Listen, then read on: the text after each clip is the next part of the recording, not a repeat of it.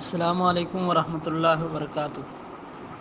علماء اکرام، قراء حضرات اور عوام الناس، میں چند باتیں مدارس کے حوالے سے آپ سے عرض کرنا چاہتا ہوں۔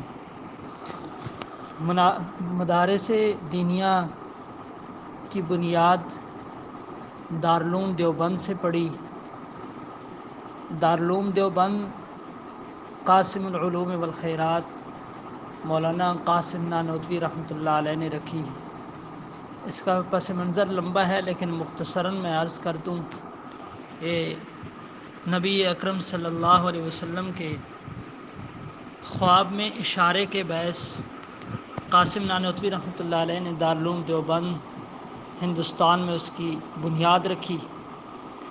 اور اس وقت کیونکہ مسلمانوں کی اور انگریز کی جنگ تھی اور مسلمان وقتی طور پر کمزور تھے، تو قاسم نانوتوی رحمۃ اللہ علیہ نے سوچا کہ دارالعلوم دیوبند کی بنیاد رکھی جائے اور اس میں اس کی تیاری کی جائے، اور تیاری کے بعد پھر انگریز سے پنجہ آزمائی کی جائے۔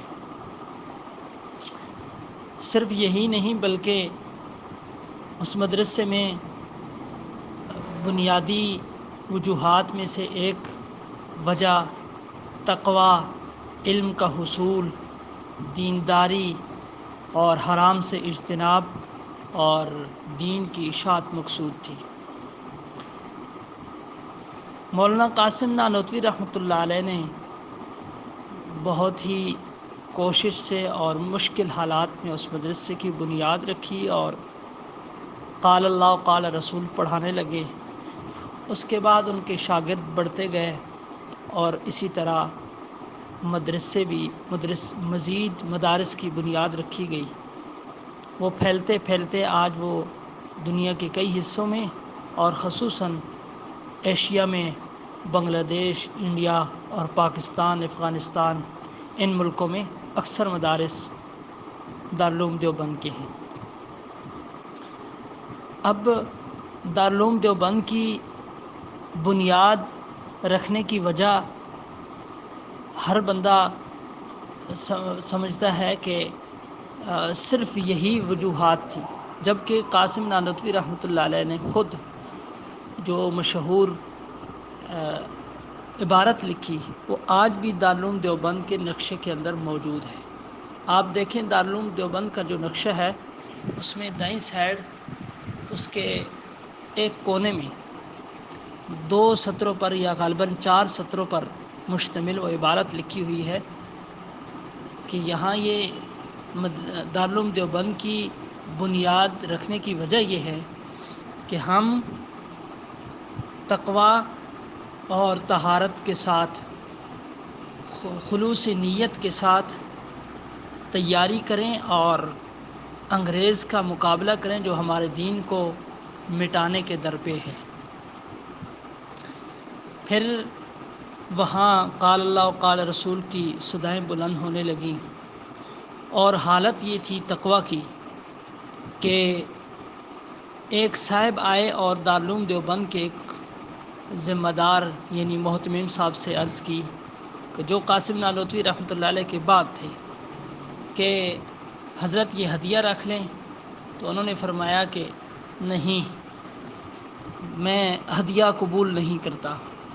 انہوں نے فرمایا، جب انہوں نے بزور ان کو مجبور کیا کہ آپ یہ ہدیہ وصول کر لیں، تو انہوں نے جواب میں فرمایا کہ ہاں، ایک شرط پر میں یہ ہدیہ قبول کر لوں گا، لیکن اس کے مقابلے میں عوض میں کچھ آپ کو دینا چاہتا ہوں۔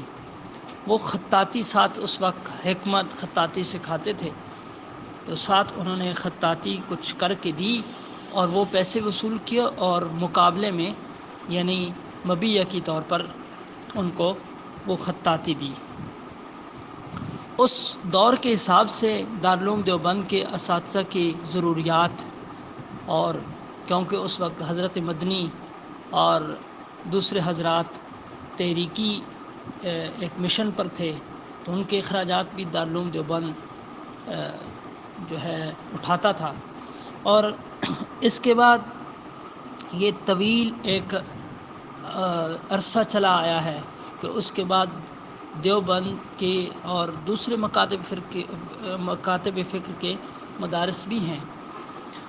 تو ہم دارالعلوم دیوبند کی خصوصاً اس لیے بات کر رہے ہیں، ایک تو ہم منسلک ہیں دارالعلوم دیوبند سے، دوسرا یہ ہے کہ اگر دنیا میں حق کا بول بالا کرنے والے لوگ ہیں تو وہ انہی میں سے ہیں، اگرچہ وہ چند گڑھے ہیں۔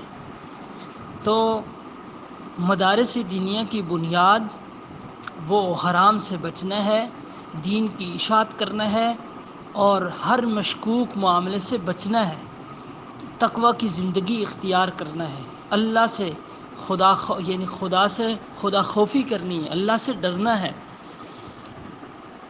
اور خلوص نیت شرط ہے۔ جبکہ آج مروجہ مدارس میں ہم اپنی حالت زار کو دیکھ رہے ہیں۔